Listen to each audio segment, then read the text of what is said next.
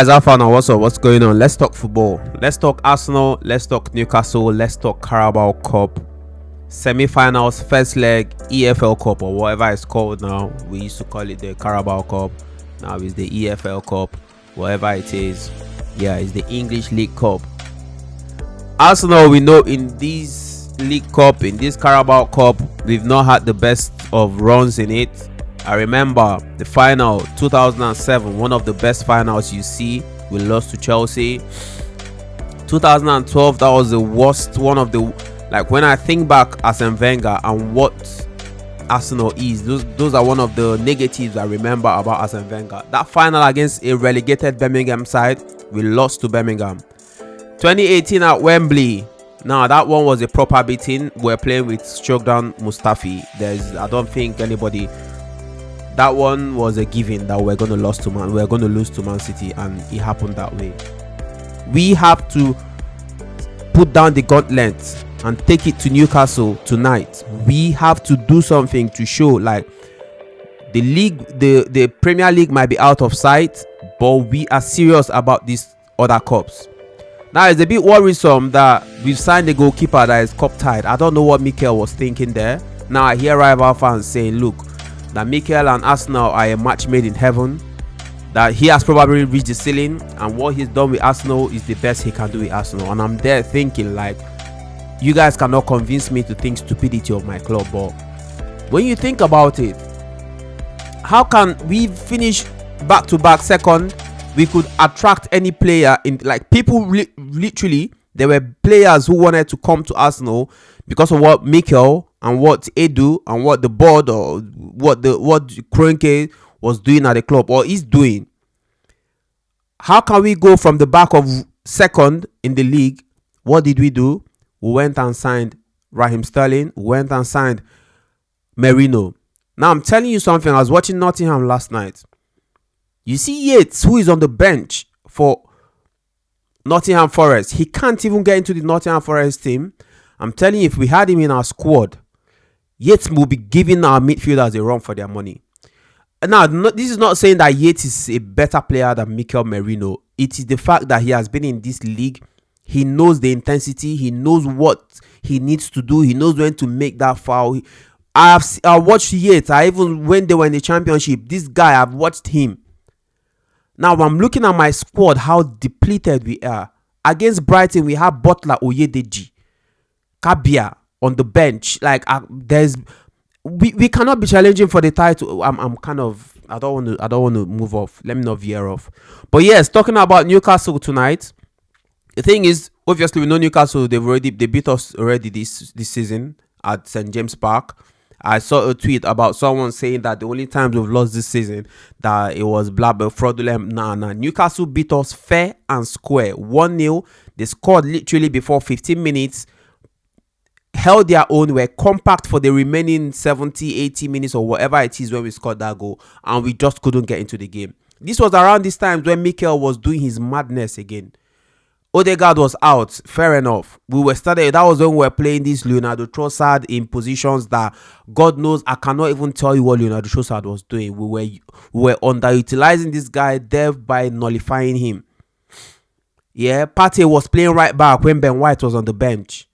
I think this thing has to stop, man. We have to stop this idiocy, this craziness of. I'm not even lying to you. This season. Partey can put his hand up and say he has been one of our better, if not the best midfielder for the Arsenal this season. And it is embarrassing playing him around. Now, I'm not saying there's nothing wrong with it. When we had Alex Song, there are times when push comes to shove, play Alex Song centre back. In fact, he makes the team better when he plays there because he's good on the ball. Play him right back. But Partey is not Alex Song. They are different kind of players. I'm tired of this Mikel playing Partey at right back. Look, I don't know if there's no other solution, if there's no academy where this is how boys are made.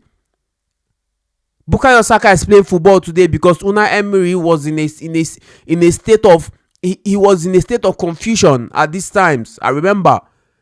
And Bukayo came in and he has never looked back. What are we doing now? What are we doing in this club? Why are these boys who play in the I watched Bolton. I was at the Emirates. We watched Bolton. We had the bare young boys who are defenders. Why can't they play? What's wrong with? Why do we have an academy? What's this there for? Conor Bradley from Liverpool is going to. I'm sure one of the reasons why Liverpool is not even really concerned about Trent is that they have Conor Bradley, who is one of their own as well. What are we doing? Now we have to beat Newcastle tonight. Go to St. James Park. I don't know what's going to happen there, but first leg, I know it's usually dicey when you're playing first of two legs, but we have to put out a result tonight. Newcastle, obviously, since they beat off this season, they'll be confident that they can come to Emirates and do something. And based on form, I'm telling you now, Newcastle are in a better form than us. Beat Man U at Old Trafford, gone to Tottenham, beat Tottenham. There's no what other way do you want to build your confidence other than that? And then we go to Brighton and drop 2 points in a what we supposed to be a title charge. Anyways, I know we've all forgotten about the title. I know it's not just me, but this is why we need to do something by February and hold down one trophy first. And the first one to come is the Carabao Cup. The fact that Guardiola was reigning supreme when he was winning these things, or the 18, 19, 20, 21, when he was winning 4 in a row and running away with the title. These things build confidence. We win the Carabao Cup, for some reason, it might just uplift the team. We have to go out there with the strongest squad that we have available. And God help us, let's Partey not play a right back tonight. The Newcastle boys are flying. Their fullbacks are probably, they could be, if I'm only thinking Ola Aina as a fullback this season, but Livramento and Lewis Hall they have been immense this season. So whatever we do at the Emirates tonight, we have to come out with a result. Else, I don't know where we go from here, because the Premier League title, I don't see it happening. We dropped 2 points. I hear my manager said, oh, so one team is flying, but whenever they drop points, we'll be there to pick it up. Lo and behold, we are the ones who drop points even before them. We were not supposed to drop points before Liverpool in this title race, where Nottingham is actually the ones in a title race with Liverpool. So yeah, man, I really do not know what Mikel has planned for tonight, but whatever he's planned, I just hope we don't see Partey at right back. This whole situation of where we go and sign a goalkeeper that is cup tied and you bring him to the club and this guy is sitting on the bench doing nothing. When is Neto going to play football? Now bro, man, the squad management, I'm telling you now, Mikel has to come out and explain certain things to us, because why are we this depleted?